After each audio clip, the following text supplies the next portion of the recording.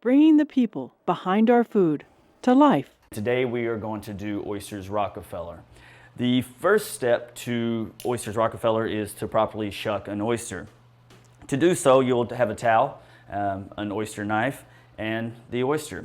Every oyster has the top and the bottom being the deeper cup. Now we can always shuck an oyster like this, but that can be very dangerous. So we will take the oyster, hinge out, this is your hinge, and cover this with a towel so that we don't stab ourselves.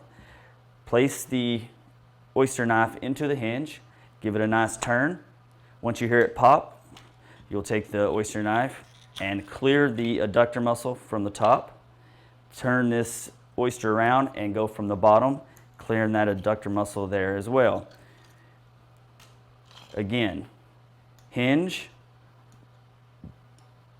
bottom down. Sometimes they can be a little difficult, so you may have to go, if the hinge is pointing down, have to go up. Again, once you're in, pop. Let the knife do the work. Run it along the top of the shell. Slice that adductor muscle, just like so. Turn it around, the adductor muscle is attached to the bottom, and we will clear there. Don't worry if you get shell, you can easily just knock that shell out. You've got a lot of juice in here, that's really important because that's your flavor. One more time, big side down, point inside the hinge, turn, let the knife do the work, stay along the top, clear that. Your adductor muscle will always be found right here. If the hinge is here, it will always be located right there. Shells out, clear the adductor muscle there.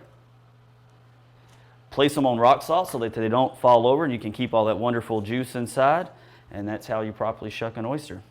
After shucking your oysters, we will start with the Rockefeller. Here I have 2 quarts of baby spinach, 2 bunches of living watercress. We are going to puree that with a little bit of ice water and 1 tablespoon of garlic, and that'll puree till that'll go till you have a really nice smooth puree, about 20 to 30 seconds.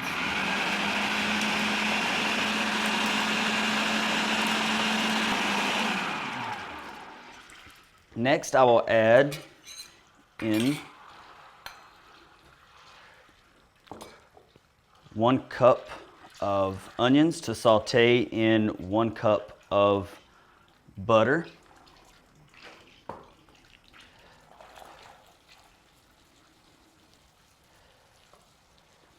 To this butter onion mix, we are going to remove the top to our food processor.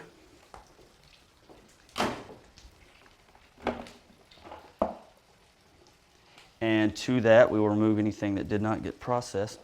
We will add this very carefully to your butter and onion mixture.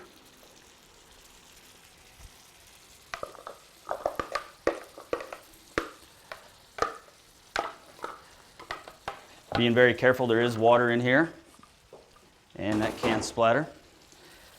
We're going to saute the onions and the puree with the butter and garlic for a few moments. Putting the ice water into the food processor allows it to puree smoothly, and also keeps the puree nice and bright green. Speaking of green, one of the theories behind the Rockefeller is that it's so green and green is the color of money. And when this dish was invented, John D. Rockefeller was the richest man in the world, is one theory. The other was being that it's such a rich dish that it was named after Rockefeller as well. So this will cook down just for a little bit. It's got a lot of water in it still, so we want to evaporate that water. To this, we are going to add a little bit of Tabasco. It's about a tablespoon. We are going to add, this is absinthe. We are going to add 1 tablespoon of absinthe as well.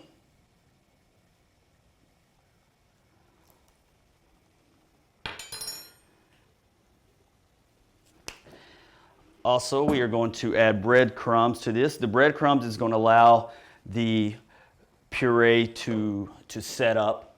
You can make this puree 2, 3, 4 days. It'll last in the fridge for about a week. You can do this in advance, and the day of your Oyster Rockefeller party, you can take that out of the fridge. When it cools down with that bread in there, it's going to set up, and then you'll take a spoon and go directly on top of your oysters. We'll show that in a second. So we'll take,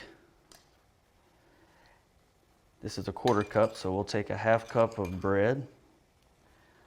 breadcrumbs there. Stir that in nicely. As you'll see, the bread will start to thicken this puree up.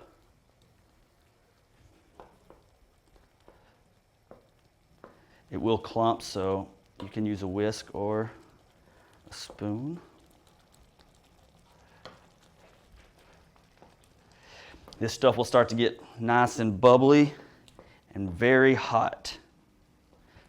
Always being careful. Next, we will add our salt. It's about 1 tablespoon of salt. Kosher salt will work, or sea salt in this case. You'll turn your fire down when it really starts to bubble. We're also going to add the juice of 1/2 a lemon. Careful not to get the seeds in there.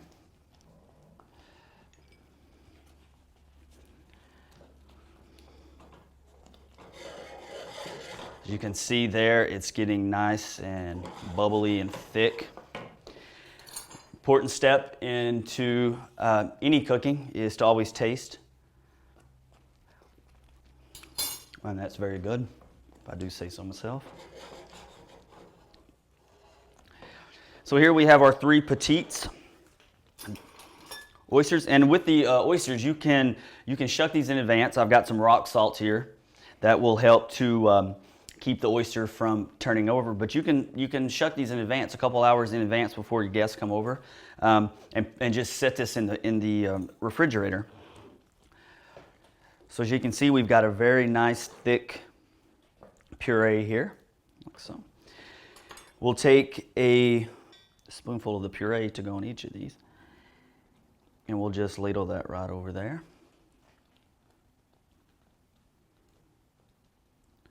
Just like so.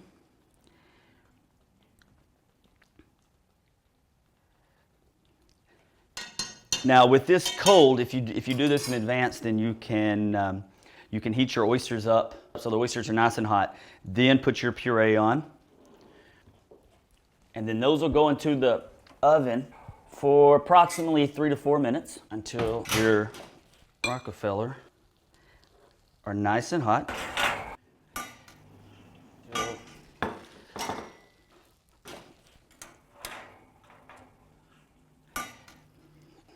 They do get hot, so be careful. Then we will take some Parmesan cheese and we will grate that directly onto the oyster. More is better. You can also pre-grate this Parmesan if you want. I like to do it right before I use it. Once you've grated your cheese, you're going to go back into the oven. You want the broiler to melt the cheese and give it a nice brown. You probably need to keep your eye on this. It can take anywhere from 1 minute to 2 minutes.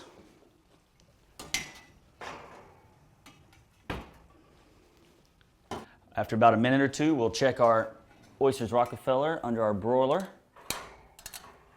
And the cheese has caramelized, nice and brown there. Always serve your baked oysters Rockefeller with a couple slices of lemon. As you can see, the cheese got nice and brown, and that's Oysters Rockefeller.